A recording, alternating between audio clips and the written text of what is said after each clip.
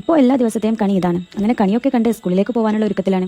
ഞാൻ ചീർപ്പ് എടുത്തപ്പോൾ ദേ പോണ് ചീർപ്പ്, ഞാൻ ബാഗ് എടുത്തപ്പോൾ ദേ പോണ് ബാഗ്. എന്താ ചെയ്യാം? ഇന്ന് രാവിലെ ഇവളോട് ഒരു മൽപ്പിടുത്തം നടത്തണം, എന്നിട്ട് എങ്ങോട്ടേലും ഇറങ്ങാൻ പറ്റും.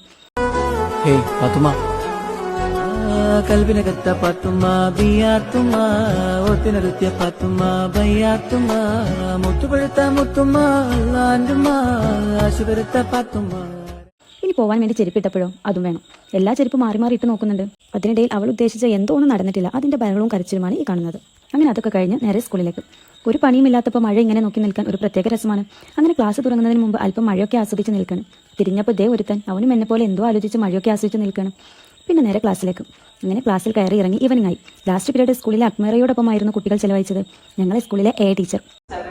ക്ലാസ്സിലെ വിദ്യാർത്ഥികളെയും അവരുടെ ക്ലാസ് ലീഡേഴ്സായ ലിസ്വയെയും ആദിത്യനെയും കൂടെ അവരുടെ ക്ലാസ് ടീച്ചറായ ഷബീബ ടീച്ചറെയും നിങ്ങളെല്ലാവരെയും ഇവിടെ കണ്ടെത്തൽ വളരെ സന്തോഷം. ഇപ്പോഴത്തെ കുട്ടികൾക്ക് എന്തൊക്കെ അവസരങ്ങളാണ് അല്ലേ?